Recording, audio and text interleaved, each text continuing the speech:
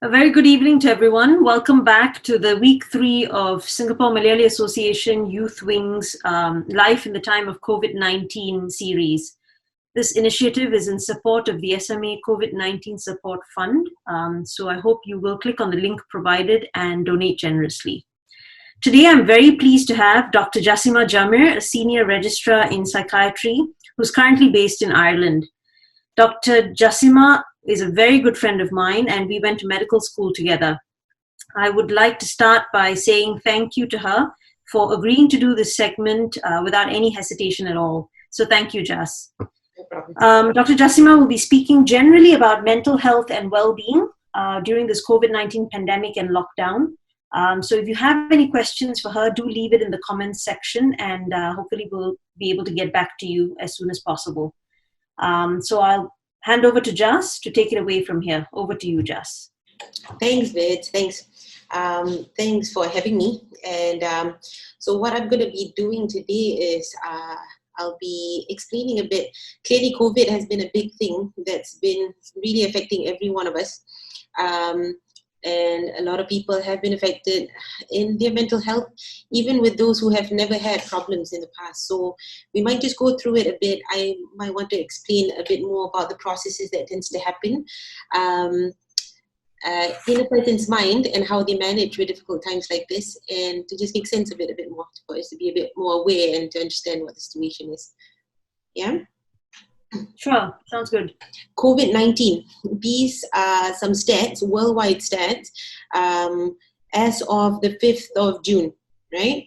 6.5 million confirmed cases and 385,000 deaths so far. That's a huge amount. So, okay. But do we have any numbers, say, on the people who have been affected by the COVID-19 in terms of their mental health? Yeah. So the thing is about mental health, no real numbers to say worldwide how many people have been affected with, say, depression or anxiety like that, but there have been different papers to show locally in different places what they've noticed and the manifestation of mental health difficulties. And I think, again, with mental health, it is a spectrum, isn't it? People struggle, but it's difficult to say if you have something or not, compared to say if you have a COVID positive virus, you either have it or not, right? Mm-hmm. So it's interesting that we don't actually have numbers, but see, if me personally to say about to talk about the experience, I've been seeing certain numbers, and lots of people have been seeing different types of behaviors and manifestations to the services and things. That's definitely happening. But to answer your question, it's numbers wise, no. Okay. Mm-hmm. So what I thought I might be talking about, sorry, just to, again, we might need to go through this. I don't know why this thing's popping up. Sorry, okay. So I thought maybe I might want to just explain a bit more just about the process of what tends to happen in the human psyche, how we manage with difficulties and crisis. And when clearly this pandemic, it's our first in our lifetime anyway, and no one's really managed this whole difficult situation, and everyone at every different level of society has been affected in some ways, So maybe to just understand a bit about the processes and the manifestation. So what type of behaviors we're seeing every single day, and how to manage at the end of that. Okay. All right. So shall we get into that then? The processes. Yeah. So all right. So again, the mind is such a complex thing. I can't simply talk about a few different processes and see that everyone's experiencing the same thing.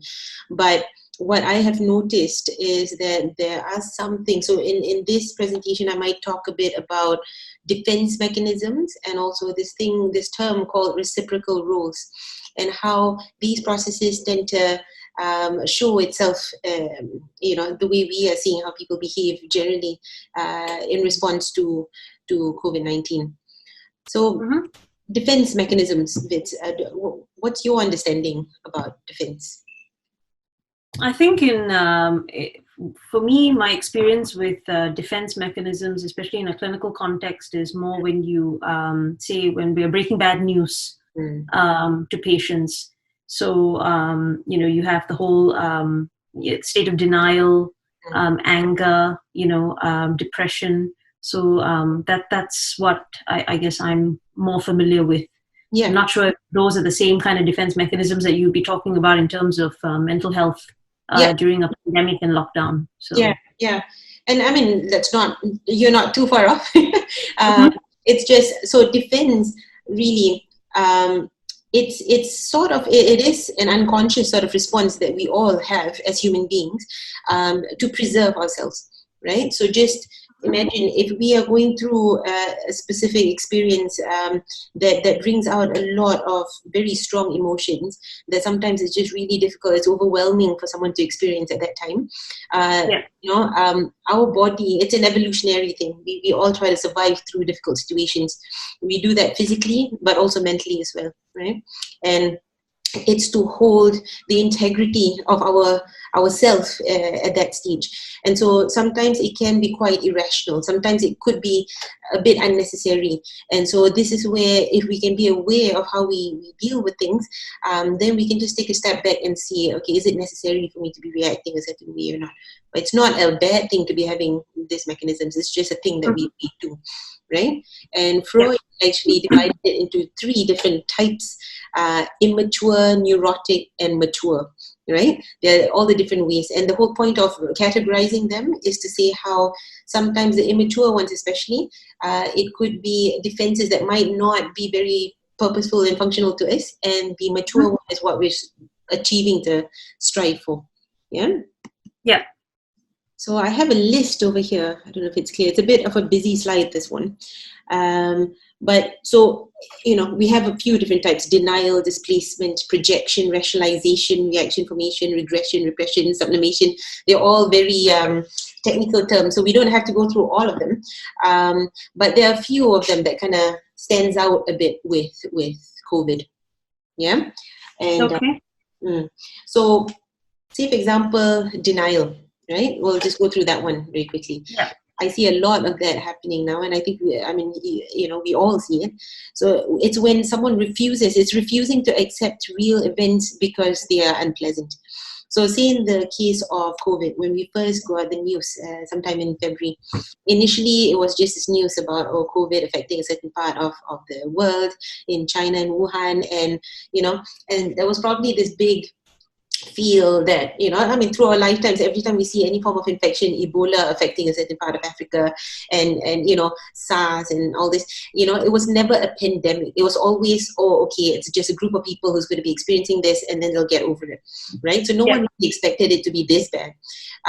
But then as it escalated really quickly, there was a sense of denial. It was so overwhelming for lots of people because it's so difficult to come to acceptance of this actual thing that's happening, right? Yeah. So you can see some people who, when it first became a big thing, it's just, people are just making a big deal out of it. It's not that big a deal. For example, there would be some people who speak that way. And then some people who even have symptoms, who have been advised to go and get checked because you're having all the symptoms. No, it's just a flu. It's just this, it's just that. It's nothing. So a lot of denial tends to happen. Yeah. And unfortunately, sometimes we also see how family members will be stopping other family members from going. No, you're just making a big deal out of this. It's nothing. Just don't think about it. So denial is quite a thing that you can see happening with the COVID situation. And then the next one is displacement, right? So transferring inappropriate urges or behaviors onto a more acceptable or less threatening target. I don't know about you, Vids, but have you been hearing much about domestic violence going up a bit more with this whole lockdown and all this? Yes, I think there's been. I read a few articles in the newspaper, and there's been some discussion about how domestic violence has increased during lockdown, and not just in Singapore, but even overseas. So And it's quite a curious thing, isn't it? Like why suddenly? So if you think about this process with displacement, so again, it's a stressful situation for everybody, right? And different people react to stress very differently. Now, if we think about people who have been going through domestic violence anyway, even before the COVID, there would have been ways where even when things were fairly calm, it was still happening within the house for whatever reason. And then at that stage, maybe the perpetrator may have been going out to work, coming back to the house, and then the kids would be going in and out. The partner, whoever the victim is, they're going in and out. So there was always some form of escape every once in a while. Now, with lockdown, everyone is kind of locked in, right? And with the stress on top of that, especially the perpetrators, they don't know how to handle this thing, that they just don't know how to manage the stress. And so the easier way to displace their distress is to an easier target. So if they are already coming from a place where it's so much easier to just keep abusing the victims all the time, it's a good place to be just channeling it out. So that's where maybe violence was just increasing much more. A reflection of stress, but clearly not managed very well, and it gets displeased to the wrong people. Or no one should be expressing it that way. And that is very likely why the rise has been happening. And then rationalization is another one I've noticed. So rationalization would be justifying behaviors by substituting acceptable reasons for less acceptable real reasons, right? So say, for example, this is probably a good one. I've seen this quite a lot, people who are not in the vulnerable group. So the younger people who assume their immune system is good, they are healthy, young adults, technically, even if the virus got me, I'm probably not going to be too affected by it. I'm not in the vulnerable group, this and that. So maybe they might go out and break some rules, of locking or, keeping your distance in this. Always just, well, technically I'm going to a place where there are not too many people. Well, I may not have to really wash my hands too much. I'm fit, I'm pretty healthy, I don't see the need, so rationalization kicks in. Now, to an extent, it's not entirely wrong, because then sometimes people, you don't want to go to the extreme of being overly preoccupied about all this and just stop living altogether. But then it's to find that balance as well. So rationalization tends to kick in quite a bit. And ultimately, sublimation, that's another one I want to talk about. So now, sublimation is a type of mature defense, right? And then it's a good way because it brings good to you and to others. So and you're still expressing yourself. So it's a win-win for everyone, right? Yeah. So in sublimation, it's redirecting unacceptable desires through socially acceptable channels. So this is a good example. You see, it's actually quite refreshing to see how humanity, has been coming out a bit more, in the sense that, okay, we are all going through this together. We're all struggling together. Some people are more unfortunate than others. Some people are affected by the illness itself. Some people have lost their business, their jobs, have been struggling a bit more. And there have been lots of people coming out to volunteer, to give food, to donate, to do all sorts of different things. And that's a beautiful thing. We don't really see that on an everyday basis, but with this whole pandemic, there's some good coming out of people, right? Yeah. And then say even the people who are working in the healthcare services, for example, they're really sacrificing a lot of time and doing lots of things to help. And it's not just coming out of nowhere. It's almost channeling the stress that they are feeling, channeling it out in a way that might be helpful towards other people as well, and to themselves. So these are the few defense mechanisms I could pick from, I'm sure there's a lot more, but these are the general ones I'm seeing. So then quickly about reciprocal roles, right? So reciprocal roles, it's a term that's used in this therapy called CAT therapy. It's not that very common, but it's a cognitive analytical therapy. It's one of those three letter therapies that we would have been hearing around, right? And it's just a concept to make sense of the internalized relationship we experience. I'll elaborate a bit more. You can see some illustrations coming up, so I'll explain a bit more over there. But the idea is the relationship that we, how we develop. So we are all social beings. We interact with each other, and that would have been we would have started doing that since birth, right? And at a very young age, children in general, what's immediately around them is their world, and they're trying to make sense of how to relate to each other. So usually they learn that from the stable or the constant caregiver who's around them, right? So it depends on what kind of adult is around you, or what kind of caretaker you have around you. And the most constant one is where they normally just take up, they learn, right? So, say for example, I am no, okay. So sorry, I'll go through the illustration, but this one. So what we learn at that age, it kind of grows with us, and it becomes internalized. After a while, we start looking at the world through that dialogue interaction that we've learned. It becomes a blueprint, and it comes on to adulthood, and that can actually influence the way we appraise our world, the way we look at the world, and it's a sequence. So it's a map, they describe it. So it's a sequence of appraisal and the emotions that comes with it, and our aims and actions, and the consequence that comes from that, and then becomes a cycle, and then we reappraise based on that, and then it becomes a cycle, and that's how we deal with things. So if we, it'll be clearer a bit here. So this diagram, for example, I'll call it the egg, that little circle thing, right? So we see the adult and we see the child. So imagine the adult being the parent, right? And the child being the child. And the adult initiates an action because the child is learning, right? And there will be an impact from that relationship, right? So, and then it becomes, so that keeps happening, and that would happen on a constant enough basis because the child will be exposed to this adult quite constantly. So if we're talking about healthy reciprocal roles, right? So an understanding parent. See, if they're going through some difficulty, the child, or expressing some distress or something, an understanding parent will act in a certain way where the child feels understood. And when you feel understood, you feel calm, you feel, so okay, you can manage with this.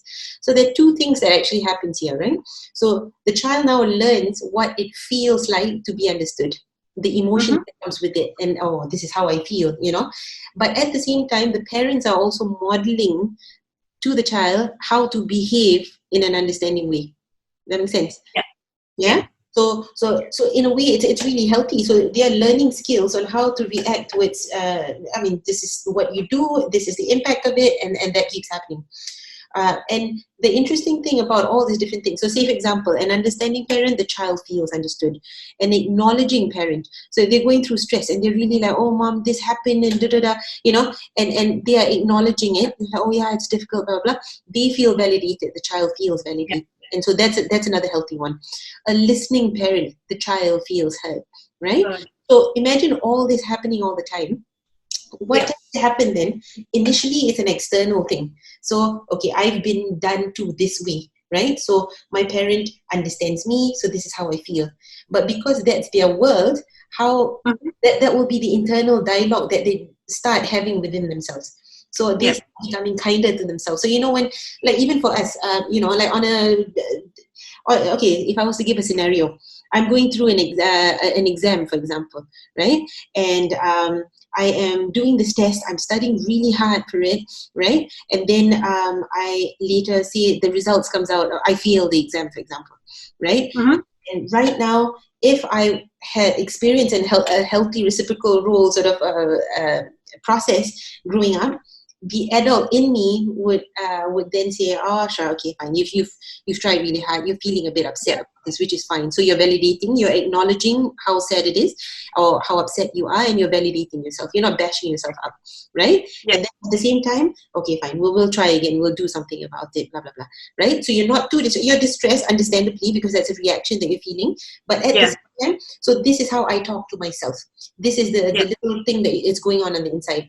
And what happens here, because you're doing this and you're modeling from that parent before, you become that way to other people, right? So I've been done to, I do this to myself, therefore I do it to other people, right? So that's the ideal, the healthy one, right? Now let's talk about the unhealthy reciprocal role then, right? So imagine a dismissive parent. The child feels dismissed. So when there's a yearning, right? Like we have needs to feel understood, to feel a sense of belonging, to be accepted, and we need to feel that from as a child, you're vulnerable, you need to feel safe and secure. So you need a healthy interaction. And this, if this happens, this is how it feels. So a dismissive parent will then make the child feel dismissed, and they feel a bit depressed or something, right? Or they start bashing themselves up. So see, in that scenario of me sitting for the exam, right? So I'm not like, oh, you failure, you terrible, whatever, right? Or you don't deserve good things and you're just blah blah. Yeah. So it will be a very, and it's actually not good for yourself. And then sometimes we end up doing that to other people. So if someone else fails an exam or something, or someone who's our child or something, that's how we talk to them as well. You shouldn't be doing this, or you clearly did something wrong, and we become very critical. And that kind of reflects what our experience was growing up, right? Yeah. So a controlling parent, for example. So it could be a very anxious parent to start with. So they might be struggling with their own thing, and then they need to control and make sure everything is correct in a certain way. Yeah. The impact of that on the child is that they want to rebel, because you don't want to feel stifled all the time. So you want to rebel, right? And so rebelliousness kind of comes out in that behavior, right? And again, when it comes into ourselves, it's not very good for the being. If it's a neglective parent, then the child feels neglected, right? Yeah. Now, again, I'm explaining all this a bit in detail so that we can kind of make sense of it when it comes back to this COVID situation. Yeah. So when we look at this relationship, when we think about doctors, health workers, the health ministry, the service, the system, the government, right? They all kind of have a role of the adult, right? In the situation of COVID and health and infection and this. And then, so therefore, well, patient, but also the society, the general population pretty much, will be the child. Yeah. So when we see the interaction there is a powerful, there's a power sort of interaction going on there. So doctors, systems, whatever, they all have a power, and I'm kind of powerless on this end because I kind of have to depend on what they say. The government might be coming up with some rules, and I'll just have to do it because that's just the way it is. You kind of play that role.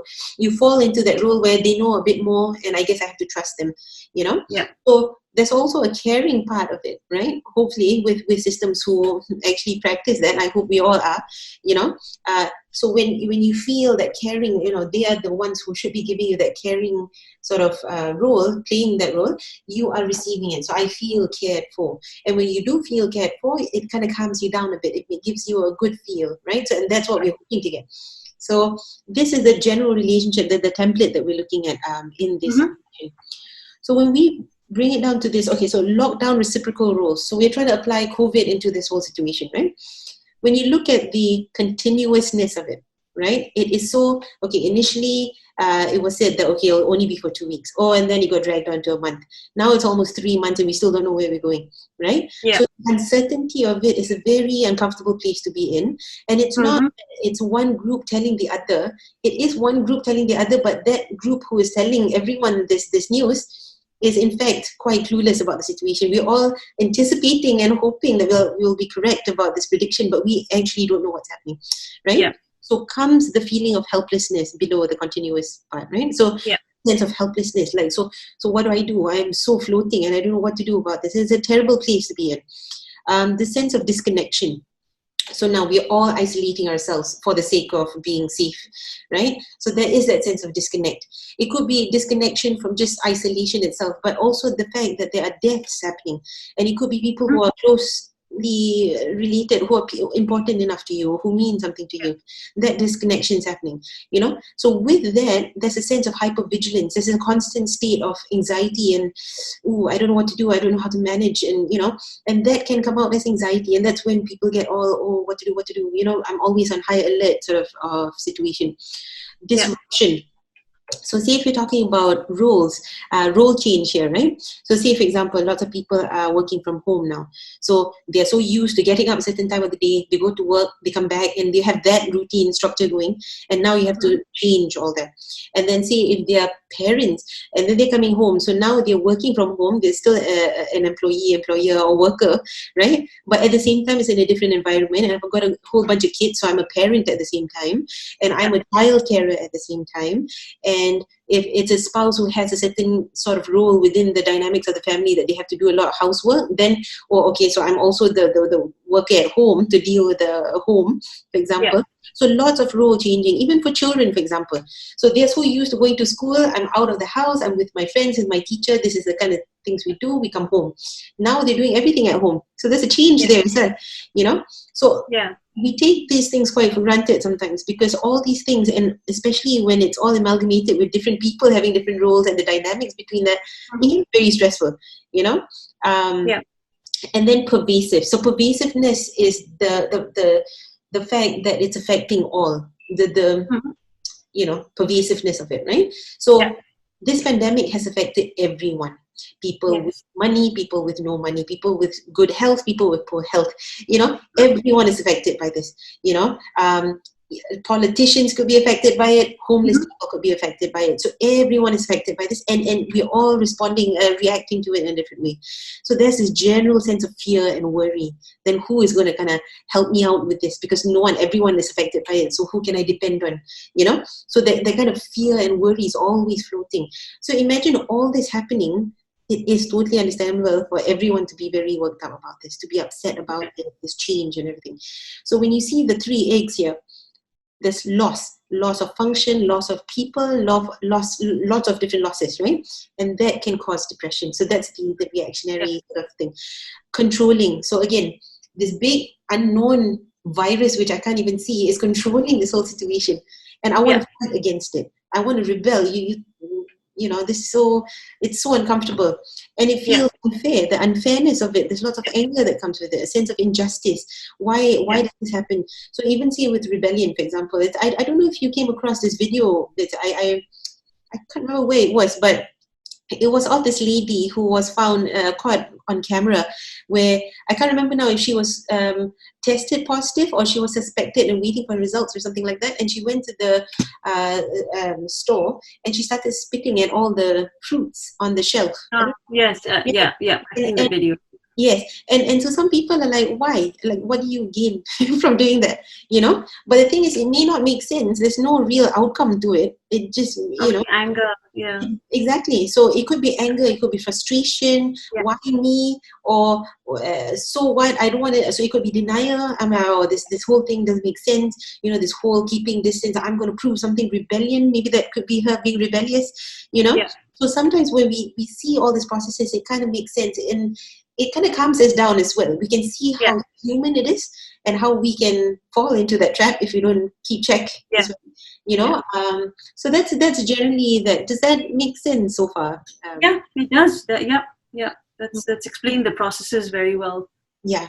Okay. So again, I wanted to dive into the processes a bit deeper, and it might be a bit technical, but just the whole purpose of this is so that if we can step back and be a bit more aware of how natural this is to everyone, it means we are not immune to it. We can also end up falling into these traps without realizing it, right? Because they're all unconscious sort of responses, So then we can just step. Would you say it's a bit like the fight or flight response that we're so used to hearing and and talking about? So when we experience the crisis, so it's similar to that, right? That's a good point, right? So again, fight and flight.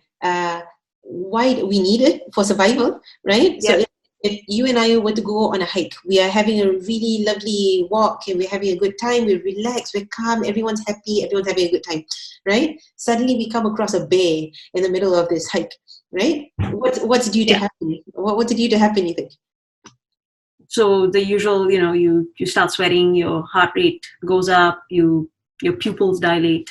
Yeah. So right. So I need to survive. I feel like we're back in medical school. Exactly. So yes, exactly. Fight or flight all the time, right? So this is it. So we either need to fight the bear or run because we need to survive, pretty much, right?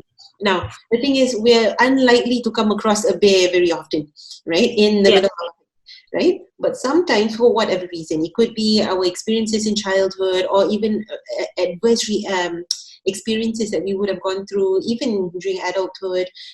Anything can put us in that state of hypervigilance, we call it, right?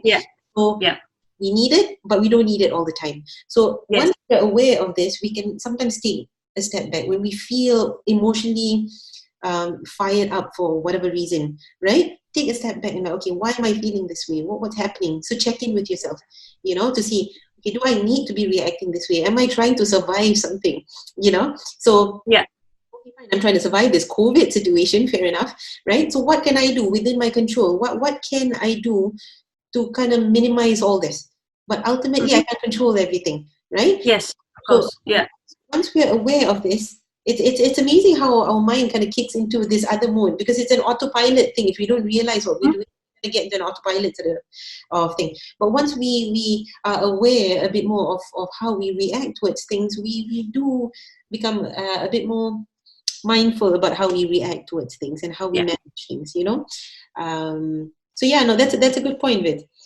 Yeah. So when you talking about all this, I guess something else that's really been a question in my mind is all this panic buying. Like I still haven't understood why toilet paper, but that seemed to be the hot item.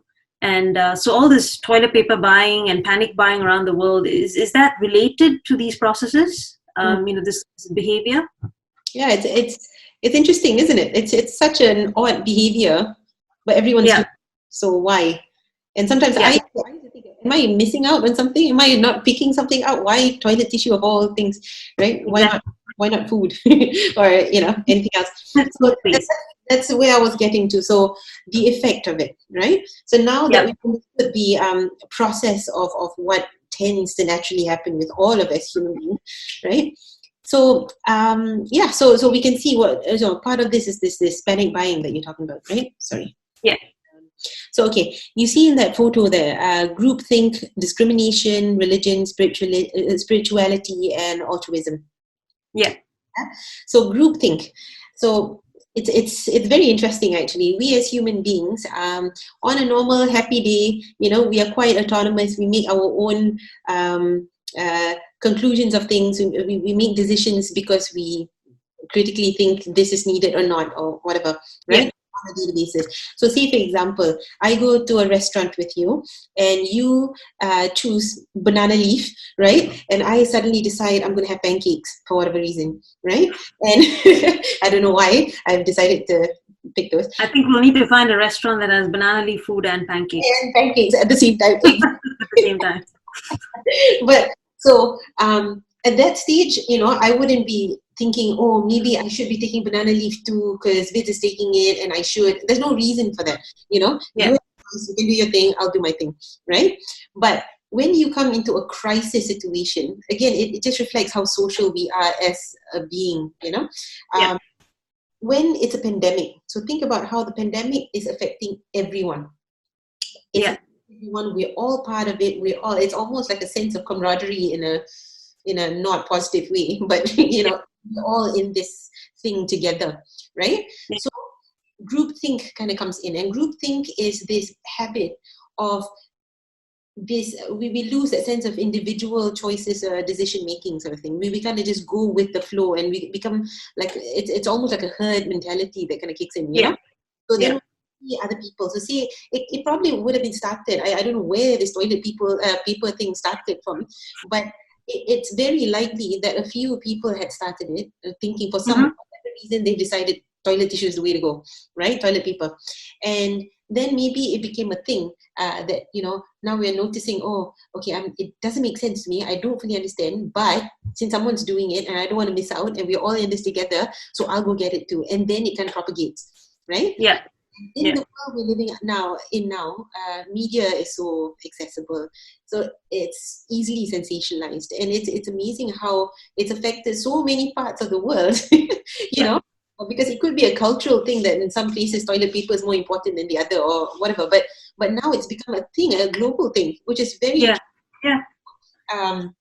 so it's interesting how this whole groupthink thing. So that panic buying, for example, or even this need of long queues in shops where people are buying 3 months worth of stuff. Why do you need that? No one really, to sit down. Well, I can't say no one has, but there's a general sense, I have to do it because everyone's doing it. So groupthink kind of kicks in. So that's a good point that you brought up. But a few other things that I've noticed as well. So there's this fear of discrimination, there is that fear that kicks in because, again, now, how initially when it first started, and then there have been some people who are saying that, oh, it's a Chinese virus, for example. And then there were some issues where there was a racist sort of reaction where people who looked a bit more Chinese or more Asian looking, they would be treated a bit differently.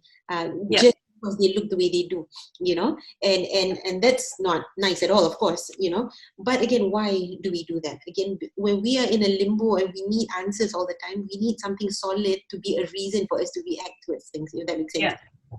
Again, this virus, we cannot see this thing, right? But if we can put our finger on something, it just allays our own anxiety. So okay, that person is almost very associated to the idea of a virus, then I should push that person away, because then that kind of puts me in a safer place. It's not justifiable, it doesn't make sense, but at least we are aware that this tends to kick into our heads.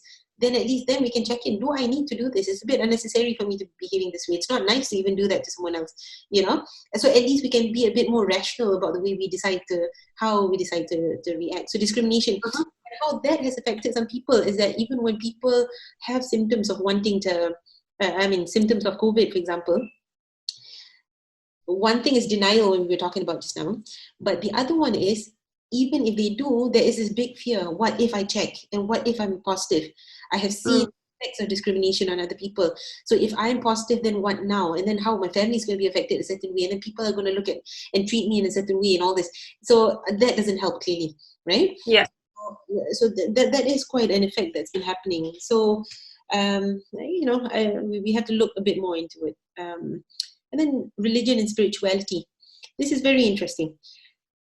People have been turning towards, again, it could be religion or spirituality. I put both there because it doesn't have to be in a context per se, but the general concept of finding some form of hope / peace in leaving it to a being or power that is beyond us.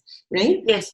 Again, because it's too overwhelming for us to take everything on ourselves, especially when it's beyond our control. So in the COVID situation, we can't stop this thing from spreading around. I don't even know what it looks like. It's this thing in the air. I'm constantly wiping this, and so you're trying to control everything, but there's only so much you can do.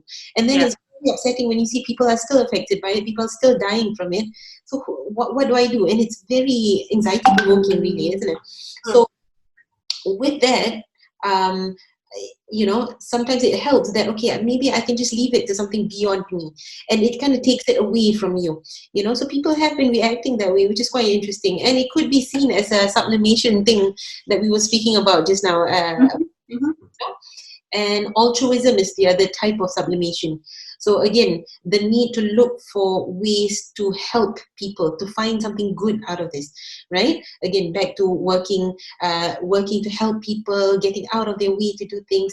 We've heard of some health workers who have left their families for 2 weeks, gone, because it will be dangerous to come back to the family, but they'll stay away to do all their work and be exposed to the virus, and and some form of satisfaction and fulfillment that they feel by doing it this way, so altruism is coming out a bit more, and it's so it's not all that bad. I mean, the COVID, unfortunately, when it affects people, of course it's terrible, but there is also some good that's come out of it, where we are all reflective a bit more, we're noticing good things that's coming out of this. And but do you see a different type of behavior in, say, amongst psychiatric patients? And is there anything like any signs and symptoms that one should watch out for? Yeah, and that's a very good question, Vince, because again, there is and there isn't, right?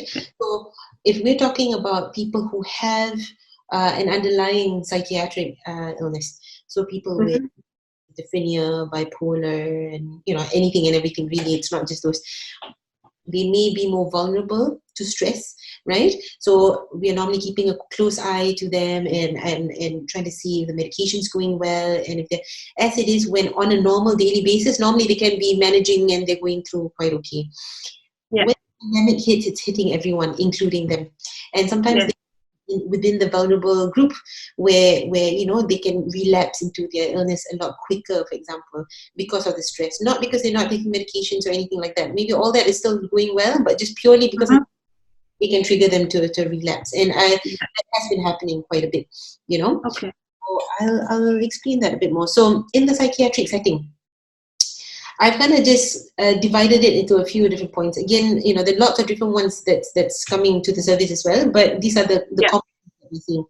So psychosis. So psychosis is the experience where people say with schizophrenia, when they're on treatment and all that, we're trying to deal with the psychosis. That Yeah. lapses sometimes, a lot of times, and that's what we're seeing now in the inpatient unit. Lots of people are being admitted with symptoms of psychosis, right? Psychosis. And now psychosis doesn't have to only be in schizophrenia. It can happen with substance use. It can happen with severe anxiety. It can, all sorts of things can cause psychosis. So Yeah. psychosis in itself is just a symptom. And just very briefly saying, psychosis is the experience of losing touch with reality, where you experiencing, say, even hearing voices or seeing things which are not there, and other people around, you can see that it's not really happening, but the experience is slightly different for these people, and they can start having even beliefs, delusions we call it, where they start believing in things which is not true. And that's when our mind is going through a lot of stress, and sometimes certain chemicals can go a bit imbalanced, the experience. So that's psychosis. Anxiety, which is interesting. So people with underlying anxiety, they're more prone to developing it, of course, right? But again, as we can see, a lot of people with no issues with anxiety in the past, now they are experiencing a lot of anxiety just because of this whole thing, So to an extent, there is a normality to it, and then it's a bit more than, and those are the people we need to focus on as well. So agoraphobia, for example, people who have fear of open spaces and things, that I've been seeing a lot of that in the clinic, well, actually, no, not much in the clinic because they don't come to the clinic, and the way we're running the clinic now, we're trying to, with this whole lockdown and people not being able to really move, lots of telephone consultations and things like that. So, but it has kind of heightened up anxiety. OCD, or obsessive compulsive disorder, that has become a bit more of a thing as well, especially people who have concerns about hygiene and germs and things like that. And the pandemic is very much about infection and hygiene and washing hands. So some people are struggling a bit more with that. Health anxiety is another one. So people who are usually quite anxious about their health, who are always checking a bit too quickly, or I have a slight thing, I have to go and check, people who get very anxious, this pandemic has kind of brought that up a bit more, so the slightest, so it's almost the two extremes as well, because how we were talking about denial and the fear of discrimination, there'll be that group checking when they should, and then there's this other group who is overly worried that they're going to catch something, and maybe I'm missing out on something, and that kind of way. So we're seeing a bit more of that as well. See, with depression is very common. It's so common. Isolation specifically is driving people to that. Lack of activity. People who are isolated, especially old people, which is quite sad to see, because the older generation, as it is, they're the vulnerable group, so they're not encouraged to even go out as much as at least the younger people who have that slight chance of going to do your groceries and things like that. They are not even encouraged to do that. So that is really affecting lots of people. Completed suicides as well, which is an interesting thing that we're seeing. So not so much attempted suicide or incomplete suicide, that isn't coming up as well. It's happening still, but there's more completed suicide that's happening. Violence, as we discussed earlier, that has been increasing a lot more. And substance use. So people in the past, like, again, different people use substances for different reasons. Sometimes they claim it to be recreational, and then some it's really because they are also aware themselves that they use it to cope with their stress. So clearly this whole pandemic has really affected that as well. We can see quite a spike in people, either taking drugs or alcohol or some form of substance anyway, What would be your advice on how people can cope, or even help their friends and family to cope during, this pandemic and, the lockdown and things like that? Yeah. What's the so-called solution? Yeah. So, I guess, now that we know what the problem is, let's try to work towards managing it, right? So, I think one thing we need to remind ourselves is that we have to check in within ourselves first. Are we coping okay or not? Are we managing this okay? and we need to be calm first before helping other people, right? So again, we are fixers a lot of times. So sometimes when we see a situation, we are very quick to fix things outside of us because it's visible, and it's a bit difficult to reflect on ourselves because again, it takes a lot of work. It's very emotional. It's quite difficult. So just to keep in mind, let's work on ourselves first. And if we all can start working on ourselves first, we'll be in a much better place. Again, back to that egg thing that we were talking about just now, the reciprocal. What we see outside is what we speak on the inside. And when we speak a certain way on the inside, we bring it out to the other people around us, right? So if we can be in a calmer state, we'll be a lot kinder to people, and then we'll model to other people, and they'll know how to deal with things, and hopefully that kind of spreads out and gives some good. All right. So what I'm going to do is, okay, so what to do then, right? It's interesting. If you go to the WHO website,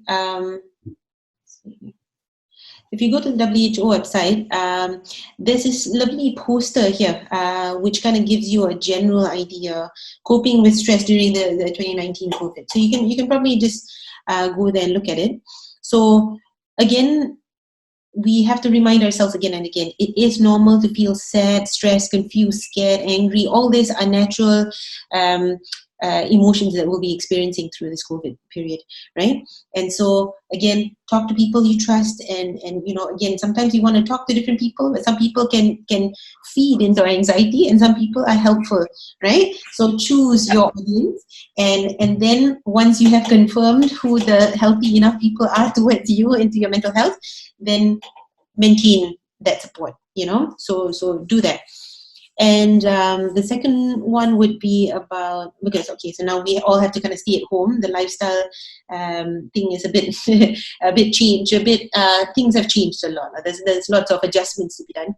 So, but we have to focus on our lifestyle and our health, physical, mental, everything, right? So make sure sleep is gonna, make sure we don't lose our sleep, and try to work around getting good sleep cycles in, diet, eat our food well, healthy food, find some ways to get some regular exercise. Movement is very important. Diet has been proven to affect mental health as well. It'll be interesting if you're interested in reading into microbiomes and the gut-brain relationship axis, they call it, so diet's got a big role in that. Sleep is very important for anyone, and exercise. Movement actually really does help with the way we feel. And social contact, again, we are social beings. Just because we've been cut out physically, we've got the beauty of technology, get in contact, have a routine, have a little structure to the day, see how we can, kind of organize our day and kind of go with that. Don't use smoking, alcohol, or other drugs to deal with your emotions, as we spoke about with substance use. People use that initially thinking, sure, I'll just have a break and maybe I can, and then sometimes you get fed into the cycle of doing very unhealthy. And get the facts right? So that point and the next point as well about media.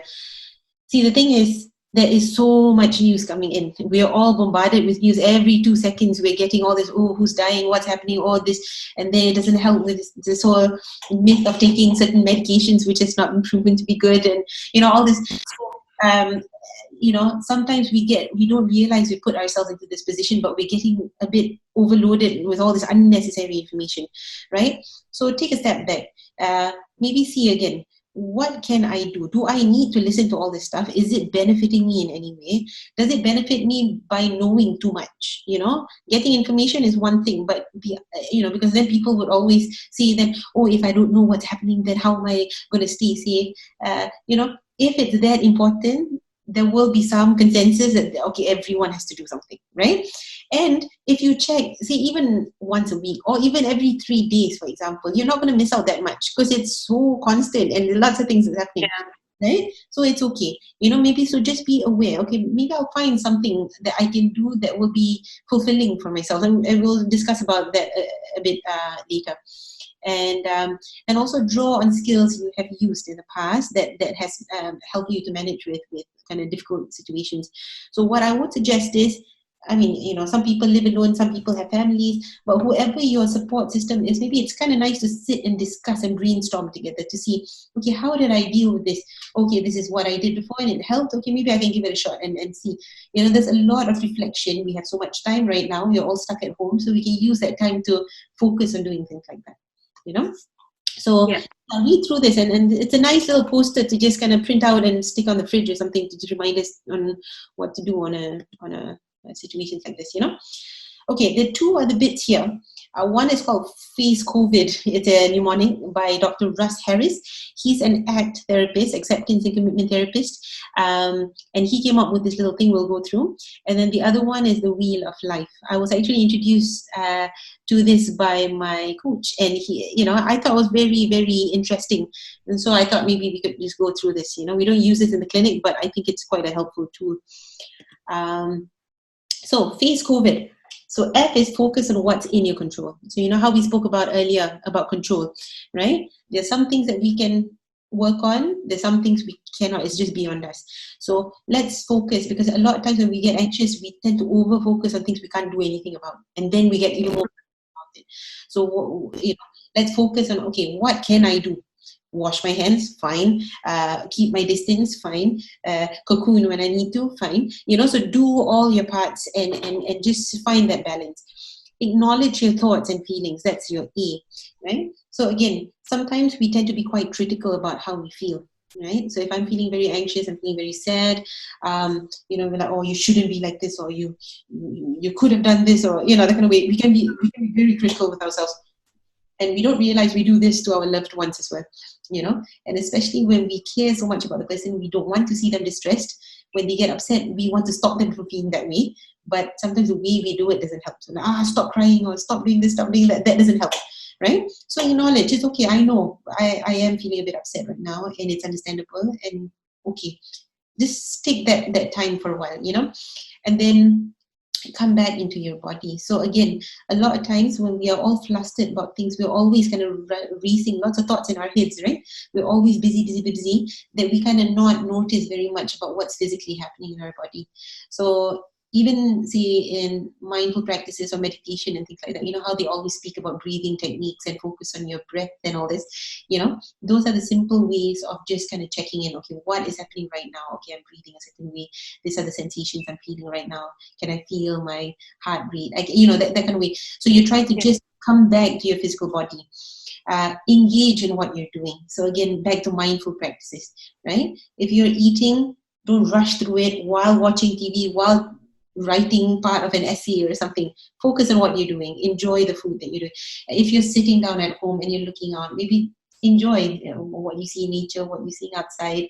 Experience everything as best as you can. And it's difficult, especially when we're not used to it. And the lifestyle we had before the COVID, a lot of us have been busy, just always focused all the time, you know. So maybe this is, in a way, I think it's good that we're kind of forced in the situation where we need to kind of really check in and engage a bit more, you know.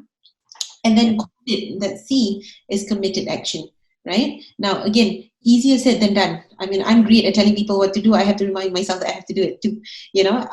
And committed action, really. If I'm going to plan to do this, that's why, to me, I think what kind of works, I'm still struggling with it, but what works is if you can put a structure, a plan out for the week, for example, right? And I that's the wheel I want to talk about later, about seeing what are the different things I would like to do. Maybe fix a time, or roughly I want to do this, little goals that you want to do. It doesn't have to be big, massive, crazy ones, you know. So put some in and commit to it. I'm going to do it at 3 o'clock. I'm going to do it. I'm going to do it, like it or not, you know. And make sure they're all different types of activities. They have a variety, so that it gives you flavor to your life, not just one thing that you have to do. You know, you have an assignment. I'm going to do an assignment for 10 hours a day for the next week. No, you know, find different things that you can do so that you kind of take a break. You know, you can do different things. And then opening up. So opening up is, again, open up, talk about your struggles and share it with people, you know, and opening up to the possibilities that, you know, things can be different. It can be certain. We might be rigid about things sometimes. So just to open up and be a bit more flexible in that way. Values. Check into why we do what we do. right? Values is very important. We have to see, okay, what is it that's really important to me? Why am I doing this? And, to check in and not just do things for the sake of it. And it becomes ritualistic sometimes to just check in on our values. Identify resources. Again, once we identify what we need to do, to see where the resources are to allow or realize the thing that we plan to do, right? Yeah. And ultimately disinfect and distance. That's pretty much what we need to do, and that's beyond that's within our control, right? So wash your hands and keep your distance and be responsible, right? Now very quickly I'll go through this. So you can see in this wheel we've got business and career, finances, health, family and friends, that one, romance, personal growth, fun and recreation, and physical environment. Right? So what you can do is you can Google up. This thing is on Google anyway, so it's totally accessible to everyone. It'll be a nice practice actually with the family, and you can sit and discuss, but you can do it at your own time as well. Sit down and see, when you see this scale of 0 to 10 from the hub itself out to the spoke, right? 0 to 10. So say, for example, if you're talking about finances, 10 is that you're most comfortable and you're happiest at where you are, and 0, you're really struggling with it. So where do you think you are at in your life right now, today, as we speak, right? So, okay, okay, put that scale, that number that you think you're where you are. Health, family and friends, where am I with that? How do you, so all these different parts. And then when you actually do tick, you make you kind of join the dots together, right? And then you can see, if you put a little sector, you can see what is really low, what is really quite okay and quite fulfilled, right? So it gives you a visual sort of idea of where you are in life and what you want to achieve and fulfill a bit more. So then start working on maybe the lowest bit. What can I do to increase it? So say if one of them happens to be at 2 out of 10 or something, okay, maybe I might want to work on this and see if I can push it towards 4 or 5 or something like that, and then how I can spread it throughout my day, and to see maybe I can do a bit of this a bit more frequently, maybe compared to something else. But see, if something's at 9 out of 10, you don't have to stop doing anything about it altogether. You can still, but maybe not, keep some consistency to it, but it doesn't have to be that frequent or something like that, So come up with an idea on how to select the activity that you want to choose in this COVID situation, on how to fulfill your life again. And again, I think that's quite interesting, because I think a lot of the time when you have a visual, yes, it's actually easier to focus and remind yourself to work towards it, as opposed to having it up in your head. So exactly. I think that's pretty interesting. Yeah, and that's another good point. That a lot of times a lot of things happens in here, but nothing really comes out. It's because you watch it.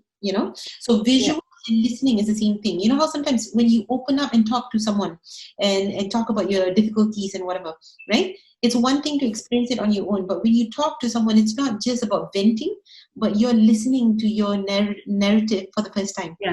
And it actually gives you a different kind of view of it. Like once, I just said this, and now as I see it, I'm just hearing myself saying it. So that's one of the benefits you get with sharing and talking. It's not just about venting, but it's about listening to yourself as well. And as you said, the visual part of it, so at least you have a goal, you have a target, something to look forward to So those are the few things I can suggest for now. Okay. Hopefully that was helpful enough. So I guess, at the end of the day, we have to, just help each other out in this journey. And, I think, like you said earlier, I think we're all in it, and we're all in it together. So we've all got to come out of it together as well. So I guess just supporting each other, spreading the word, that's probably the way to go as well. Yeah, I totally agree. And I'm so glad that you're doing this even, and thanks for the opportunity of letting me speak. Oh, thank you so much. Because it's definitely been an enlightening session, and for myself, and I'm sure everyone has benefited as well. So thank you so much for doing this. We really appreciate it. No problem. And thank you, as I said, because to me, I think sometimes we may have little pockets, and I honestly do think everyone has some wisdom to share, right? Yeah. So because I'm talking about this, I'm pretty sure even if I'm talking to anyone out there will be new information. I'll be learning from people as well, you know. And I think ultimately we want to achieve freedom, right? Freedom from being shackled by all this that's happening right now. Freedom from the COVID, which is the ultimate goal of everyone, but we can't really do too much about that right now. But freedom from the shackles of the emotional, the invisible shackles we've put on ourselves, if that makes sense. Yeah. You know? It's very stifling to live in anxiety and depression and all that. It's not a comfortable place at all to live in, you know. So on one end, it's a natural reaction, but on the other end, we can minimize it as best as we can. So, you know, spread the word if you can as well. And I'm glad this platform might be able to help spread a bit more knowledge, and hopefully it helps people, because we want to get out of this and not be too stifled. That would be the only term I can think of, you know. So I mean, this is just a general thing that I would normally say, but you know, even to anyone who's listening and watching this, you know, teach as best as you can, or even whatever you've gotten out of this, you know, share it and be compassionate with people around you, you know, and be compassionate to the self first. So that's why I say be kind to the self first before while trying to be compassionate to other people, but we need to do it together and support each other. It's really important that we be supportive for each other, be there for each other, you know. Yeah. So yeah, thank you, Jas. Thank you very much. Thanks so much, Faith. Thanks, and good luck with this. Thank you.